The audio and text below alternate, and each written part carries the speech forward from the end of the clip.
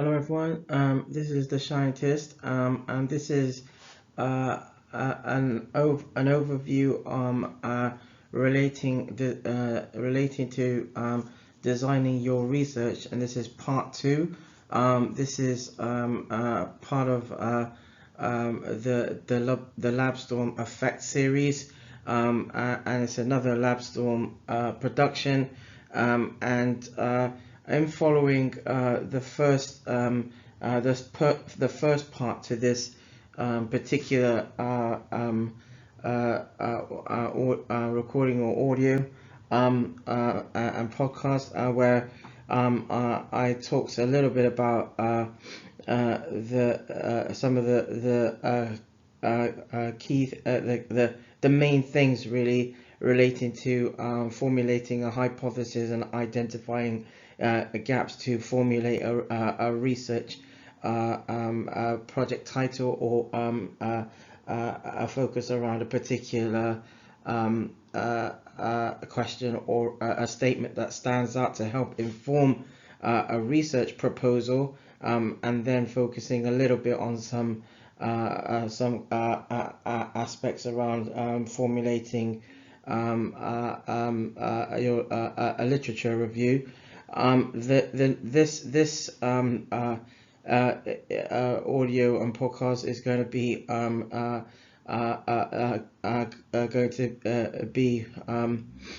more around the context around the methodology, and looking at aspects around collecting data, analyzing data, and then also looking at some understanding, provide some understanding around project management, some bullet points around that, and which will also encompass some concepts around or understanding really around having and the importance of having a milestones or a Gantt calendar to sort of keep track really of all the different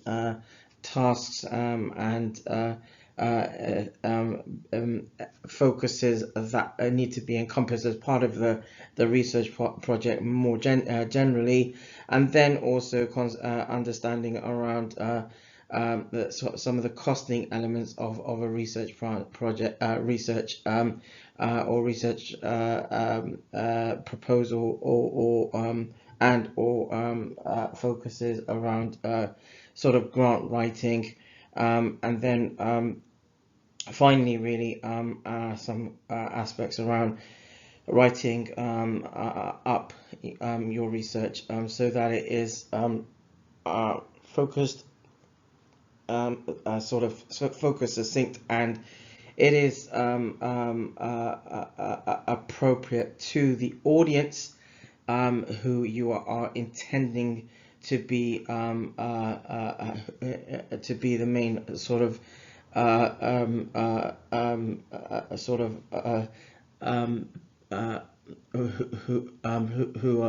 are to be the same, the main people who want to learn from the research that that's being set out. I will again, as in part 1 of this audio, I will highlight a few helpful references and helpful links or resources, but feel free to go back to that audio or podcast to actually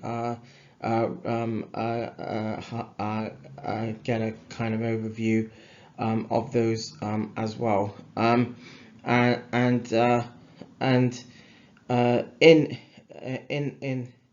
In this podcast and audio, I will also be highlighting where what sort of for example journals or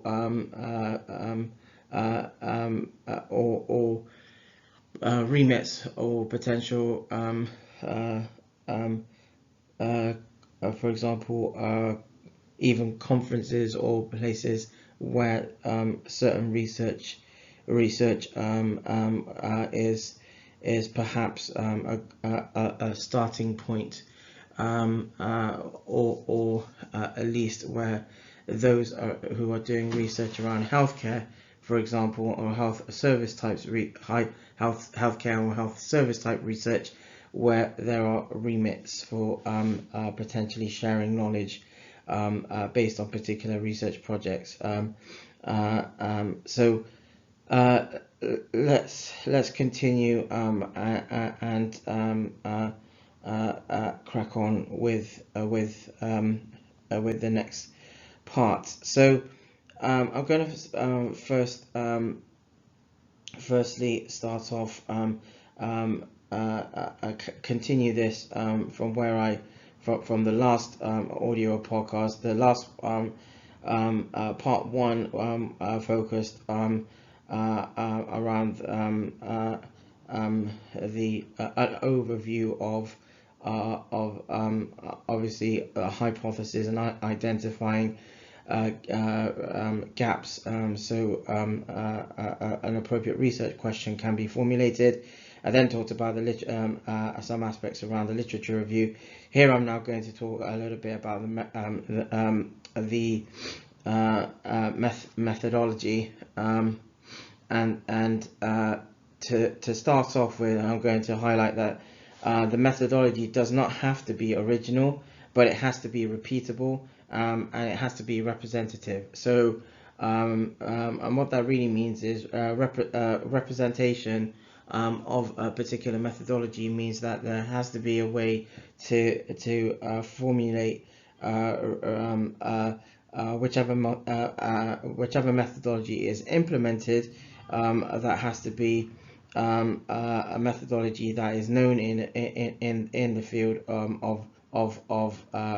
the research, and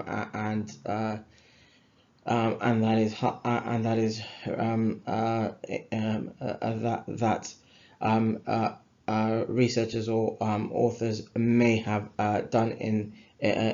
previous or retrospective research, but also has to be even if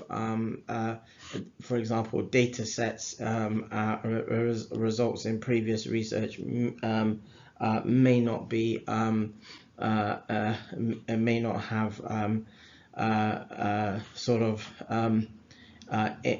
impact to the extent where the data sets are have a limited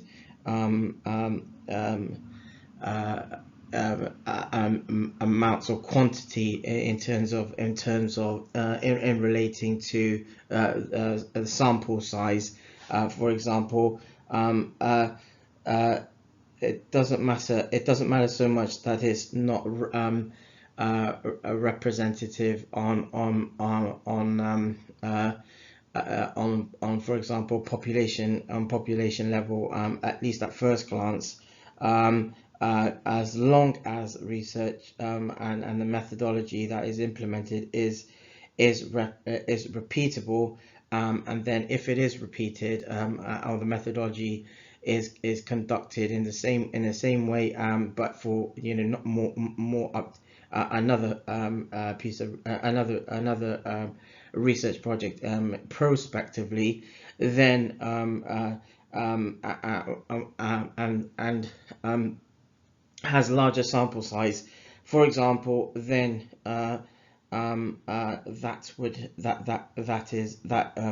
it then is not just repeatable but also potentially representative. Then the methodology section, or methodology as part of the research proposal or research project, whether at undergrad or postgrad level, is important also, because it explains not only how research anticipates being conducted, but also why selected methods have been chosen to help answer important questions. So again, methodology has to link to the research question or the hypothesis to the point where to the extent and to the point where the investigator or the researcher knows that that work can be that the question can be answered using and implementing that particular methodology. And the methodology must factor also in the creation or a sort of code development or in the code development of additional forms to be completed. So some of those forms of documentation I mentioned in the first audio podcast or part 1, where we said, for example, where it was highlighted, for example, that those documents and part of the methodology must factor in the documentation, such as consent forms, information sheets, any if a poll or survey is going to be implemented, then copies of the surveys and poll questions, for example, need to be part of that documentation process. And then there has to be also the topic guide if there's going to be a series of interview questions, for example, and there should be a poster or flyer to highlight give a summary of what the research is going to entail for those people who might be intrigued to get to participate, and of course where the researcher wants to potentially recruit people to participate in that research project. So there has to be a factor, a sort of a element in the methodology to highlight that these are the documents will be part and parcel of the methodology. That also might include, for example, cover letters as well, to for example, if you're looking to recruit participants from more than one site, for example, or center, then a copy of a cover letter needs to be acknowledged as part of this as well. And again, this context, it does relate to this understanding is part of the ethics application as well. In the case of scientific research, a condition of valid research again is that results can be replicated, and a comprehensive methodology section is essential in allowing peers and new researchers, colleagues and collaborators even, to duplicate the results, or at least again to understand and have confidence in the data collection process and methodology, and also how that and also how the steps really around how the researcher focused the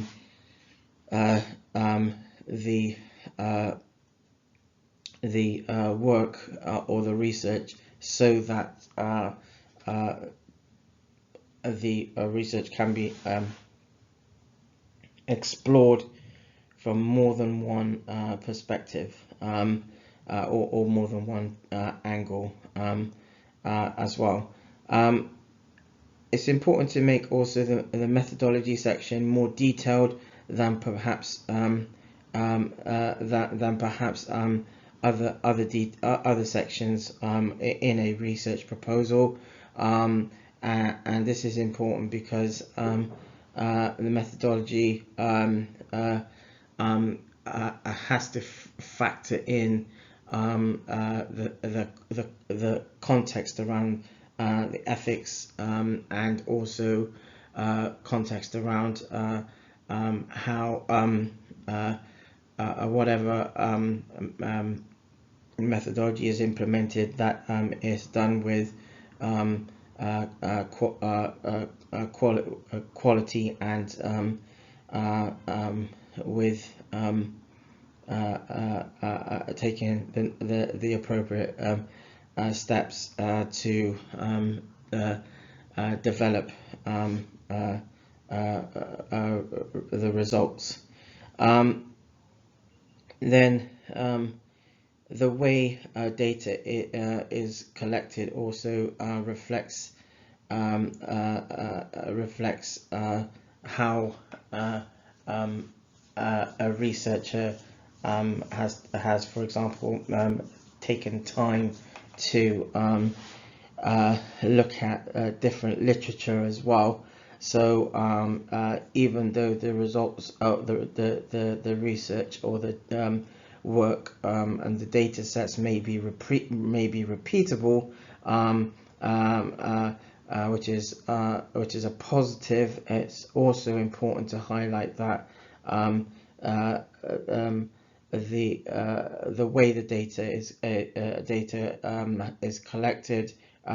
should reflect the rigor of the researcher and the investigator. It can be primary or secondary data, depending on whether data was collected by the researcher themselves, or by sort of with the understanding of context of information and context really that's been published elsewhere. So, for example, when apart from research that might implement quantitative or qualitative data collection, and those processes or mixed methodologies, there's also this understanding that should be sort of appreciated, and that is where, for example, if a researcher is doing, or investigator is doing some research that relates to literature review, then in that literature review there is a process, a typical way to collect data through a literature review is ensuring that an appropriate appraisal skills program is used. So that helps researchers to sift out and narrow down the kinds of research and papers and publications that are identifiable with the actual research topic, or hypothesis, or question or statement, and then and appropriate sort of main terminologies. And then with that in mind, after assessing a literature over an assigned duration or time, for example, then basically the researcher can after reviewing, can actually inform that narrow down, say for example, typically, just as a sort of an example, really, from 1,000 publications based on a particular topic, with potential sub-objectives that might be similar to an original research question, etc. Then that might go to, like, for example, 500 papers after applying inclusion and exclusion criteria, and then after that having a focus on other areas and contexts that might not be that might be identified amongst the remaining 500 papers or papers and publications, etc. And the researcher then is able to maybe go from 1,000 to 500 to maybe for example 200 or 150 papers of publications, and then that are really underscore the actual amount of papers and publications that actually relate and focus exactly on in and around the particular research question. And then from that, potentially there could be more, but then it would be down to the researcher or investigator to apply other for example, other identifiers or inclusion, and applying other aspects of the inclusion and exclusion criteria as to why out of 150 or 200 papers, why, for example, only 10 papers were exactly appropriate to the research question. So and so what that means is that that might not be it might not be initially with a literature review, for example, it doesn't it might not in the beginning seem like any data can be gathered from or identified through conducting a research literature review, but then after doing some of that sort of sifting out of the data sifting out of the literature, the data collection and the numerics around that become quite obvious. So it's important in this context as well then to have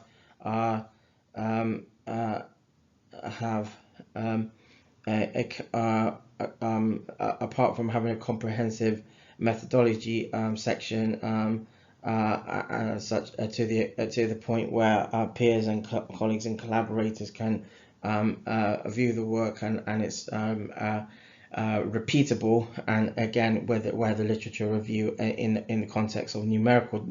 numerical data collection, data being identified, or quantitative data, at least initial quantitative data collected or analyzed, identified through doing a literature review, that the same process can be repeated by researchers who also might want to do similar research in future. So in that way, then in that way, it's important then for researchers who read and do look at that work, that they have confidence that that's a formidable methodology, and it's important then to have make the methodology again detailed.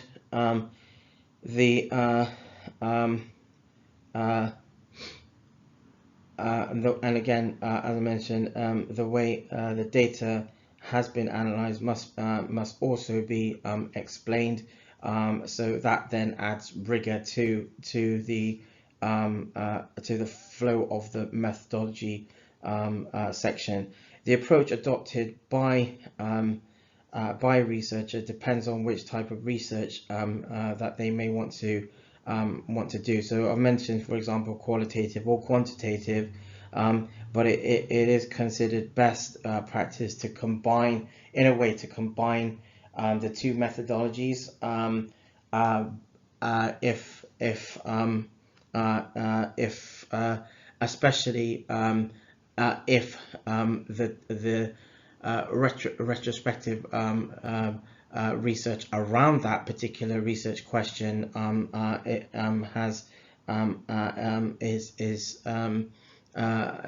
is potentially quite weak, and so it's important to then have to implement to see if a researcher can implement two methodologies rather than one. But note that it's not negative to have just it's not a negative or a disposition that if a researcher has just one implements just one methodology, it should not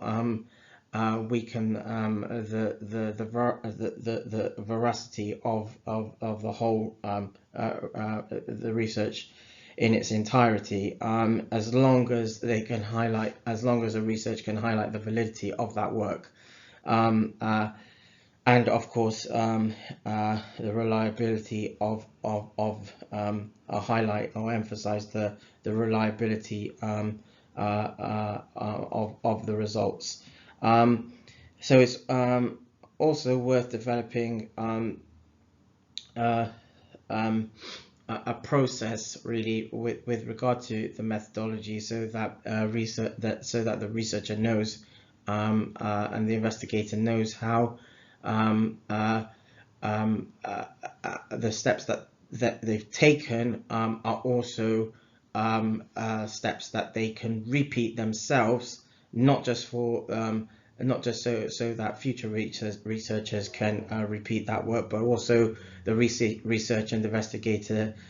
him or herself can do that, so that if they want to do research around a different topic, for example, then that should be part of their skill set that they pick up as well. I'm now going to talk a little bit about a little bit about project management and the milestones and Gantt calendar or Gantt chart. This is basically there will be a bit more of a focus on this in a future episode under this series, but just a few bullet points here, and that is to really highlight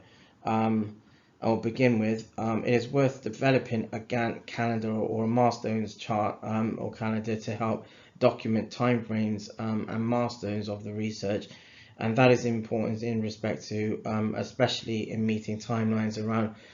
ethics application and the ethics application process, because that can be quite long-winded in itself, or can be quite time-consuming, and it is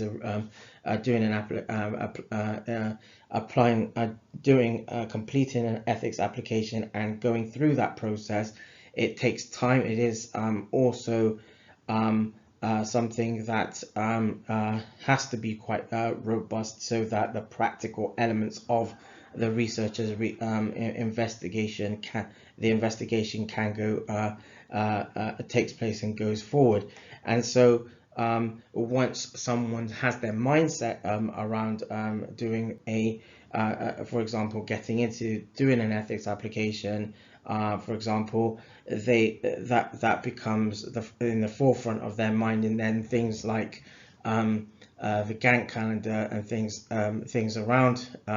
other activities, for example, maybe attending a seminar or going to a conference, or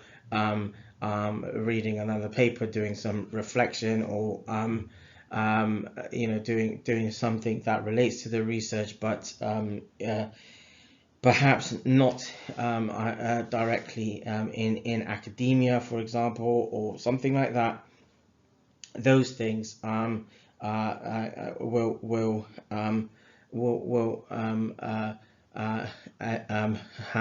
those things are not going to be sort of easy to focus on if the ethics application is not complete. So having a Gantt calendar to have and set can help set out different timelines and time frames, and to factor in the length of time that it can take to do an ethics application. That is something that a Gantt calendar or a milestones chart can actually do, can help achieve in that context. And so all research activities that a researcher or investigator kind of gets involved in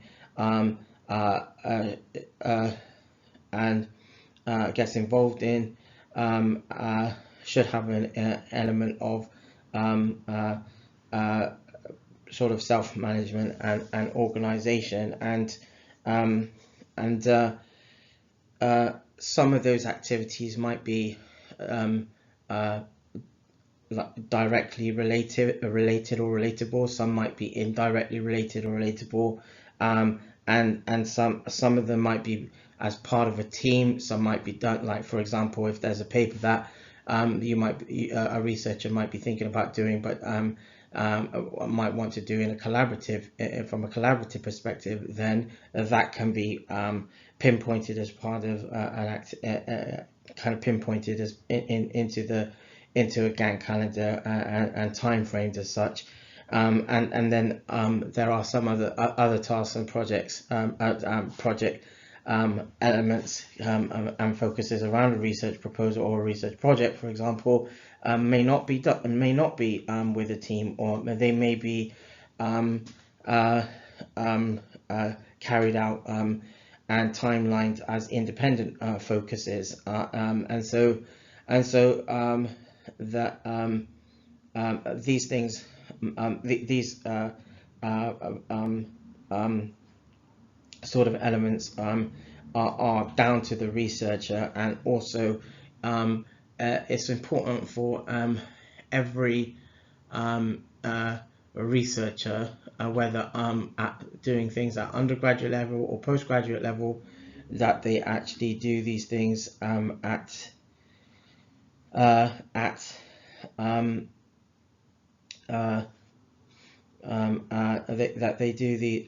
they can do these things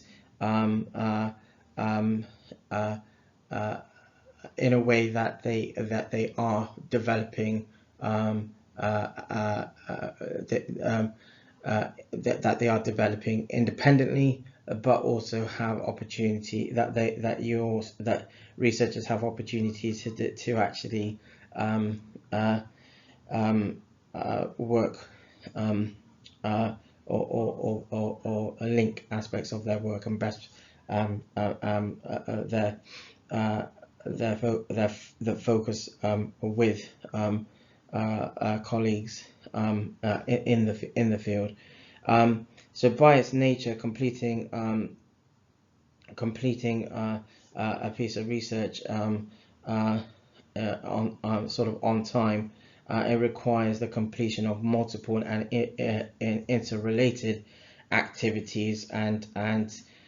that then means and does mean that a research and the activities around that research, there will be it is about multitasking, but also about having a researcher, the researcher can apply sort of multiple deadlines or time frames to different different outcomes or proposed outcomes that align with the research proposal. And as a developing as the research develops, you will be required to you will probably be required to respond dynamically to additional challenges you might face along the way, and so those things can be factored into aspects of the project management and Gantt chart or milestones calendar. To support project management, there are also various software packages that can be utilized to ensure all thoughts and processes are in one place. That's always useful, and it's useful to have, for example, there will be a focus on project management and an overall review about these different sort of software packages to kind of project manage. It might sound a bit old school, but for example, nothing beats like using a spreadsheet and sort of itemizing the different things, and then that come in and around a research proposal or project, and that can be put in part of the main research proposal as part of an appendix, for example. That's it's important for researchers, investigators to have that particular understanding, and to this point as well, to support again with aspects of the research proposal. Simple diagrams or illustrations can also be used in Gantt charts and milestone chart calendars, for example. They're kind of they're traditional in one way, but also they with those kinds of charts or calendars, diagrams or flow diagrams or sort of fish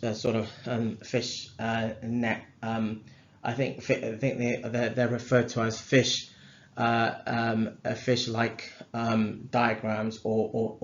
and even brainstorm diagrams or illustrations can be helpful, and simple diagrams and illustrations can be useful, and can be included in parts of the main research proposal or project, and to sort of complement even aspects around the ethics application. There was a time when, for example, there was a software package called Microsoft have Microsoft OneNote. That was a good application to use, and it has I think it's now it's an app, but it is a software package that has been part and parcel of the Microsoft of the Microsoft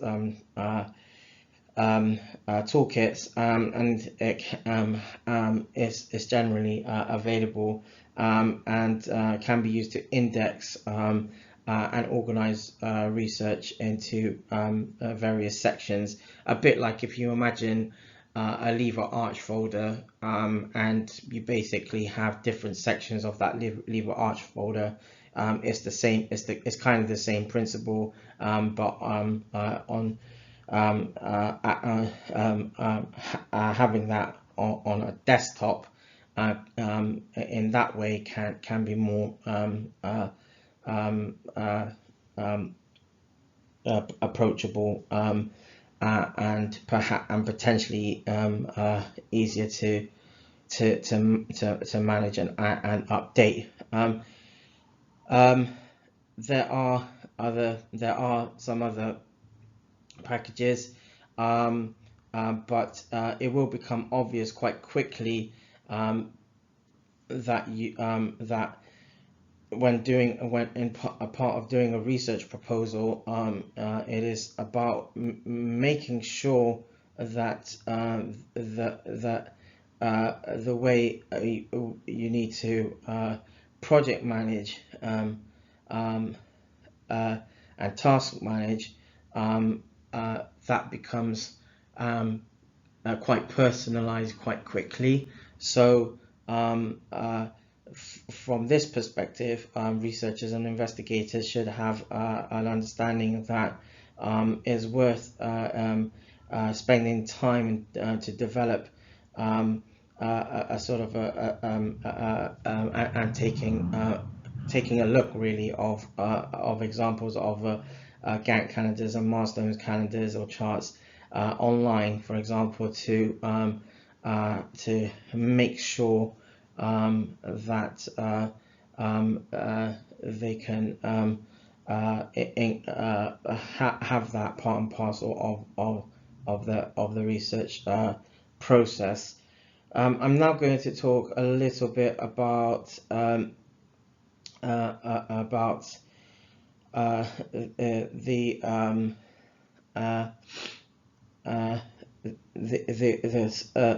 concept, some understanding around costing elements of research. For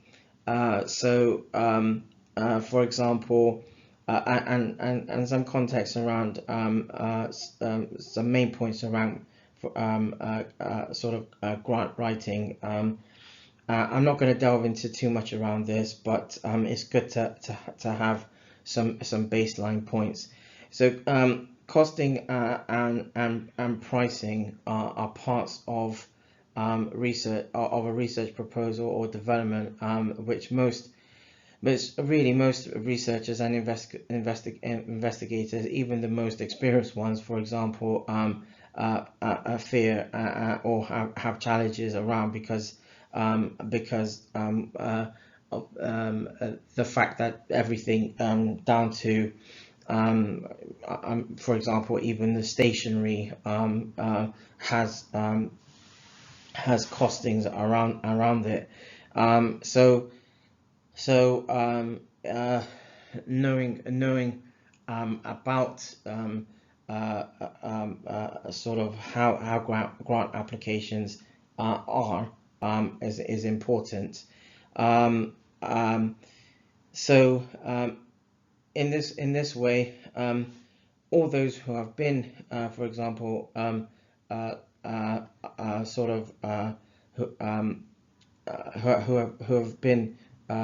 have applied, for example, research grants or done grant writing, will have gone through various stages and processes to make sure that the research that they've done and they're in process of publishing or have published, that is part of the process that adds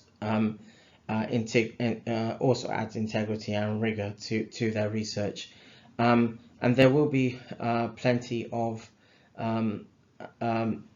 there should be colleagues and collaborators and other potentially experienced researchers to draw advice from and guidance from, and those who are, for example, peers, supervisors, colleagues, and again collaborators, and there should be support from,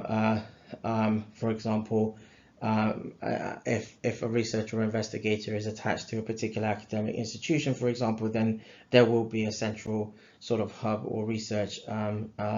as to how aspects of research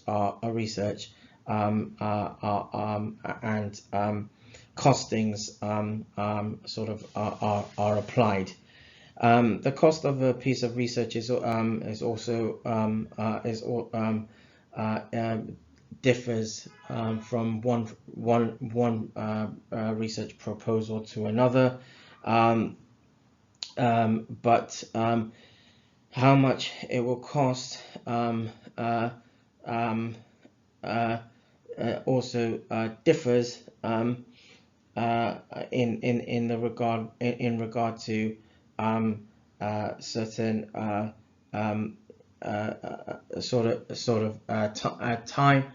time frames as to when grant applications or calls for grants are actually are are open, and when they close, and costings will fluctuate, throughout that process, or throughout that time. So the price or the costings around and in line with designing your research the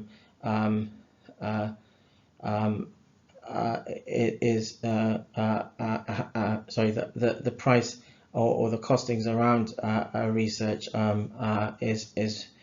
is more about getting an understanding from those who are implementing those grant calls, i.e. getting information from the funders is going to be important. One of the other main issues is also to ensure the funds cover actual costs of the research, and this is a question that research offices, as part of those who are putting out grant calls or funding, should be able to answer, and hopefully provide that sort of reassurance that researchers and investigators need kind of from the outset. And it's important to seek understanding and have that context made available to make all the necessary sort of calculations and help inform and evaluate around different aspects of the research proposal. So if there was an intention for an investigator or researcher to for example use, I don't know, for example, an expensive, what might appear to be an expensive software package to analyze particular data in a way that where there are other software packages that could do the same thing and help analyze, but maybe, for example, in I don't know, 3D or in 3D versus 2D, then there has to be, as part of the research proposal, there has to be a justification as to why a researcher wants to do that, and will it really make any difference to the results. It's also important to sort of as much as it can be quite I guess in some ways quite arduous and quite challenging, it's important to get clarifications around different aspects of the costing elements of research, and attending any grant writing or training seminars, for example, around grant writing, and how to help navigate aspects of the writing processes around that, can actually help strengthen the researcher or investigator's claim to ensure that they are doing everything in absolute. So so these are some of the sort of the main points around the costing elements. I'm not going to delve into too much around that, because it is what I want investigators or researchers to get an understanding through around this, is to actually know that it's important, but it's not. It shouldn't be an overwhelming. It shouldn't be too overwhelming. but having an understanding around that from the outset is part of the sort of research journey that researchers and investigators sort of take on. I mentioned that I will talk a little bit about collecting data and analyzing data, and I will do that. I talked a little bit about, for example, the methodology and some of these understandings around collecting data and analyzing data have been sort of focused in there, but suffice to say some additional points really that data, for example, around collecting data is really also about ensuring that data collection is the process of gathering and measuring information or context on variables of intrigue in an established systematic using an established and systematic method. And remember, I mentioned that, for example, the results or research has to be repeatable, and whether that's a literature review or whether that's actually data that someone has published and is out there in the public domain, is making sure that, or finding a way that that if you were going to do something similar, that that you apply maybe a similar methodology and do that in applying a systematic method to do that. And so to also sort of enable that the research question and the question can be answered to help bring a new understanding around that particular research question. Bear in mind that collecting data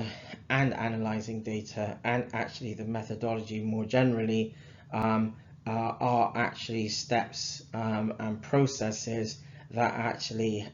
also help should and apply to where to the extent where a hypothesis or that research question can be evaluated, and that really is what research is, generally speaking. It's about evaluating a research question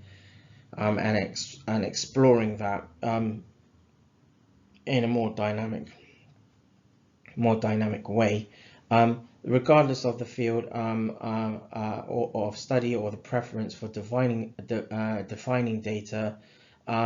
Accurate data collection is essential to maintaining the integrity of research. So I mentioned that before, but sort of an emphasis here. And both the selection of appropriate data collection should be both the selection of data collection sort of instruments and the instructions should help reduce the likelihood or probability of errors occurring as well. So that's important, and that should be factored in part and parcel of the methodology and early on. Analyzing data, also sort of known or referred to analysis of data or data analytics, is also a process of inspecting, cleansing, transforming, and sort of modeling data with the goal of discovering helpful information or context, and being able to suggest conclusions and supporting decisions, or if if something has been identified, the analysis should allow a researcher and investigator to justifiably say that this methodology does help, or analyzing the data, for example, using 4D versus 2D software, for example, does help, and it can do additional aspects that it does allow an extra layer of analysis to be done on in particular across particular data sets, but if for example it's only representable to a particular for example across a particular population, or demographic, or whatever the case might be, then it might be more appropriate that the 2D modality of analyzing data is more approachable, and actually more researchers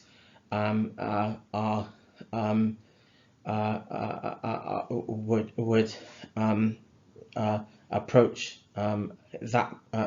research analysis that way, and the researcher investigator might put some context in around there may be aspects around costings that could be factored in there, for example, and so data analysis has multiple facets and approaches, encompassing diverse techniques under a variety of avenues in different areas of research across business, science, and of course across areas of healthcare and medicine. So it will be important to understand and implement data analysis using appropriate software, and again, researchers and investigators will have to sort of highlight and justify why certain analysis might hold advantage or disadvantage versus one over the other. For example, it's important to much like when approaching aspects of grant writing, if a researcher needs additional, for example, funds to do aspects of the research and carry out, for example, analyses or certain techniques, then it's important to it's also important as part of the analysis process to attend any seminars or sort of workshops that actually help bring understanding of how certain analysis sort of are more appropriate at different levels of the research journey, or why a particular research proposal or project might be more advantageous in encompassing a particular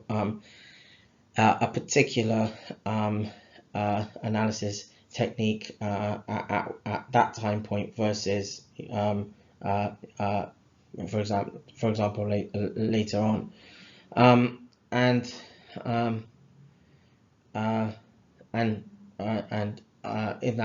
in that way, for example, also if there is little contribution around research on on a particular research, around a particular research question, but also around a particular methodology being used, then it might be more advantageous not to use that particular methodology. And if for example, a researcher has to apply for a particular grant because of that very justification, then they will should take obviously take those particular steps, but also highlight where there might be limitations as well in that context, in and around data, generally around data assessment and analysis. Supervisory teams that are tied to particular research proposals or research projects should also support in ensuring the best context and outcome of particular data analyses, and generally there's expertise pretty much anywhere and everywhere when researchers are involved in aspects of research. I now want to talk a little bit on sort of writing up your research, and then this will be the final part around this particular audio podcast. So when looking at writing up your research, or doing a research proposal or research project, even at something at undergrad or postgrad level, or something for peer review publication, or a poster presentation, or something that's going on in online, as being shared online, for example. The first question any researcher or investigator should ask is who is going to read the research, who's the audience going to be. So in that context, reports and the outputs, or the potential, for example, after the data has been collected, after it's been analyzed, and after there's been the appropriate methodology and investigatory processes have been implemented as well, there will be differences and similarities, obviously, with what's been how similar research has been shared and disseminated in one way or another. But researchers should know that reports and the way context around research and different outputs, they will differ considerably depending on whether an audience will want, for example, an update around a particular aspect of research, or a particular inquiry, and so bearing in mind that they will also want to know whether the advancements of particular areas of research, or the focus around that research is enough to do further research. So first of all, is having that understanding that the research question has been answered, and aspects around the research has been justified, and the gap has been bridged. So if researchers have and investigators have attempted to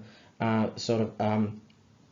approach those three elements as part of a research project, then that should be enough for an audience to want to know, to have an update around that area, and also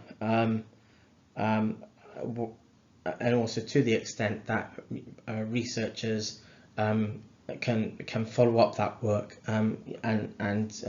continue the growth of understanding in that specialty, or in and around that specialty, or also around that area of research. The next thing to take on board here about writing up research is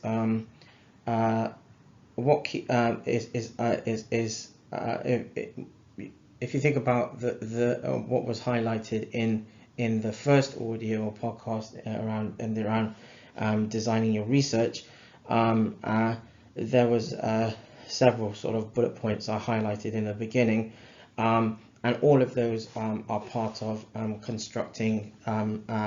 a part of your story, or which inevitably should be the research proposal. That is basically what should be understood as the story as well. So and when you have a story, you want to keep the researcher, you want to be able to be in a position to keep the audience intrigued, and keep it intriguing. So in this context, when writing a research proposal, or developing a more robust piece of work, or robust research, it needs to be constructed as if a novel is being composed. Even in very formal journal articles, for example, where they can be concise and detailed, a good storyline can help readers, and those within the sort of the immediate specialty, for example, and to keep them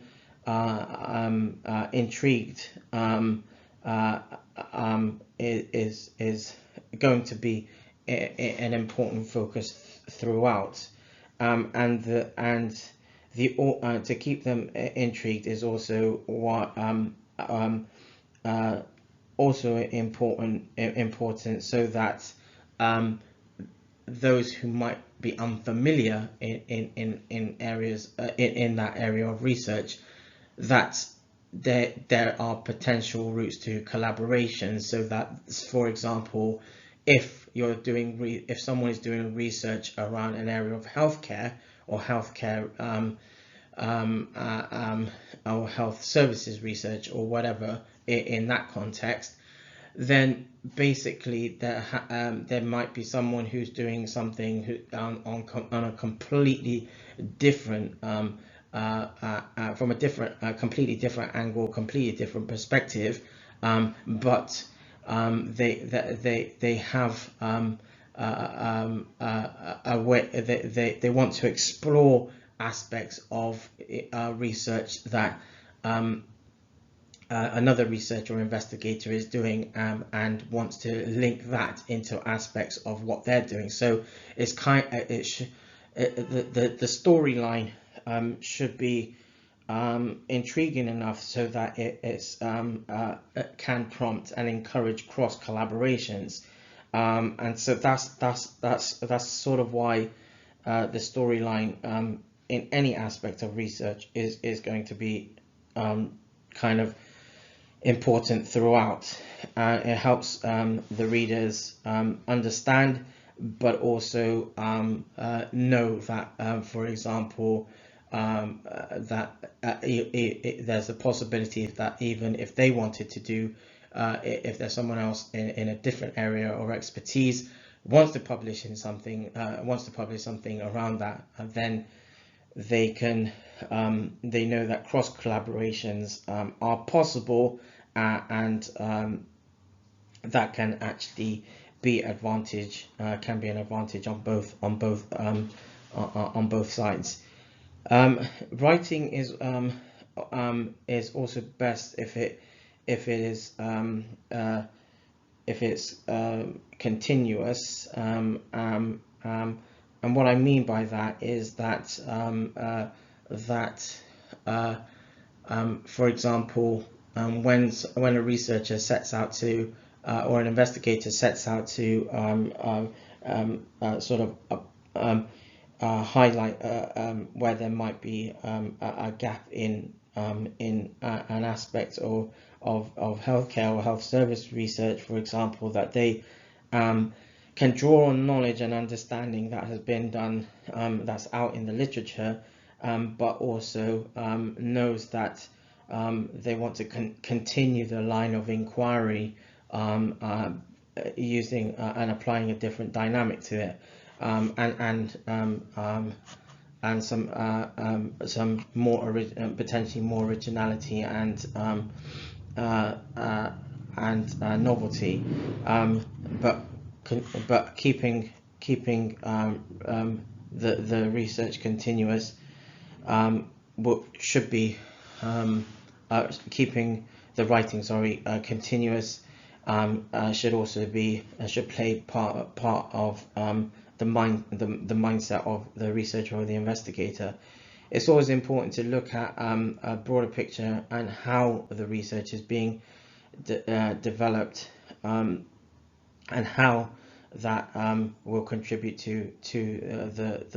the evidence base and the knowledge within an area of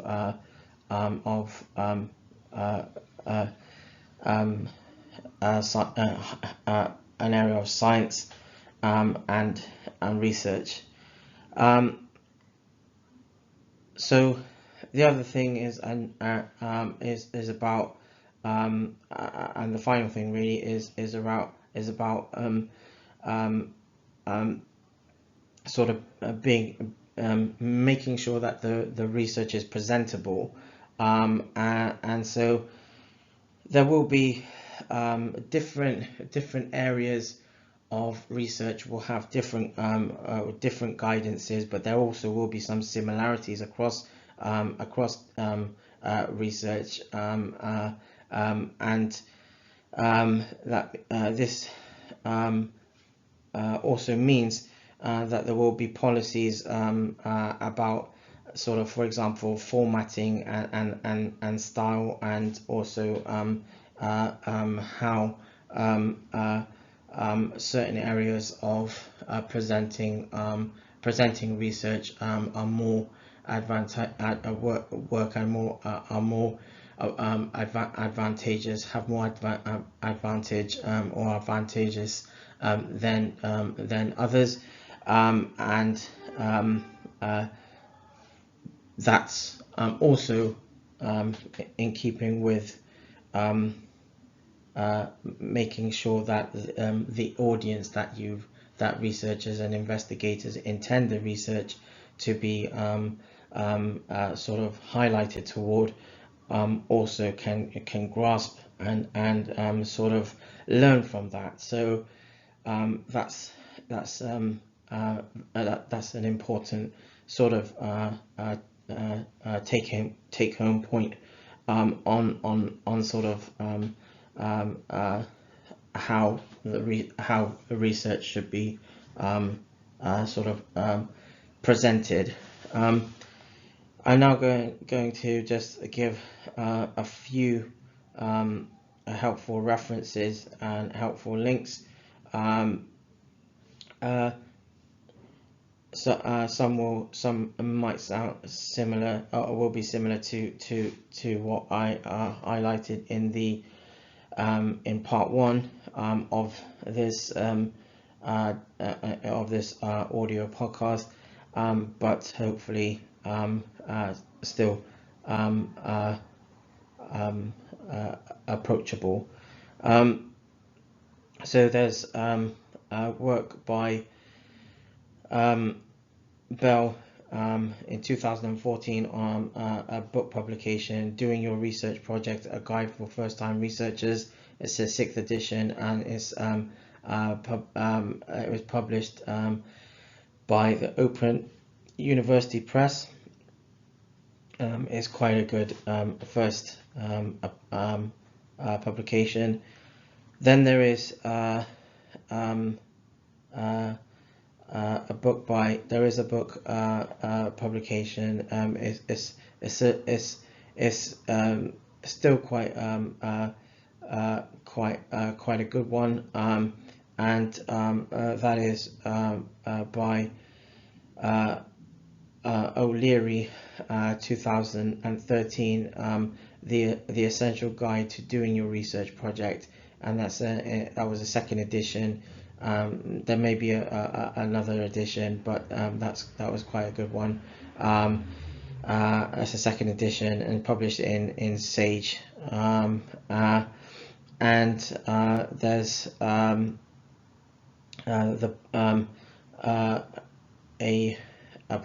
book publication by Locke and a team in 2014, Proposals That Work, a guide for planning dissertations and grant proposals. It's in 2014. This was in its this book publication was in its 6th edition, and it's another Sage publication. So feel free to check that out as well. A few helpful links or resources. Again, there's various research toolkits that people can sort of search out, but there's a helpful video. I think it's on a YouTube. It's a YouTube video about writing a research proposal, and it's available on YouTube, and listeners can type in writing a research proposal, and there are step-by-step visual guides as to how to do that. And there is also where in a future audio or podcast, I will talk about different project management toolkits, etc. But you can check out, for example, again, with regard to sort of project management, if you just type in project management in a search engine, there will be lots of different sort of focuses in and around that as well. And then there's I talked about the research development framework in 2011, and there was an audio around that, podcast around that in this particular series. But and I highlighted one particular website called Vitae, and your listeners are welcome to check out that website, and that gives an outline of the research development framework, and that's quite good for getting an understanding of how to approach research in and around the four main domains of research, so that it helps the development and focus of the investigator sort of early on. And there is a website, or a website, and also I think a sort of another framework really that is within this website. If listeners can check out the Office of Research Integrity, and this is actually a website that I checked out myself a while ago, and there probably will be some updates on that now. But just typing in the Office of Research Integrity, that will actually provide some resources and understanding about how to ensure that research can be not just have integrity, but how to ensure justification on different aspects of in and around different research proposals and projects. And that's where I'm going to draw it to a close. Thank you for listening. This has been an audio podcast around designing your research. This is part 2, and it's part of the LabZtorm effect. And this is the Shientist, and it's been another Storm Lobostics production. Thank you for listening.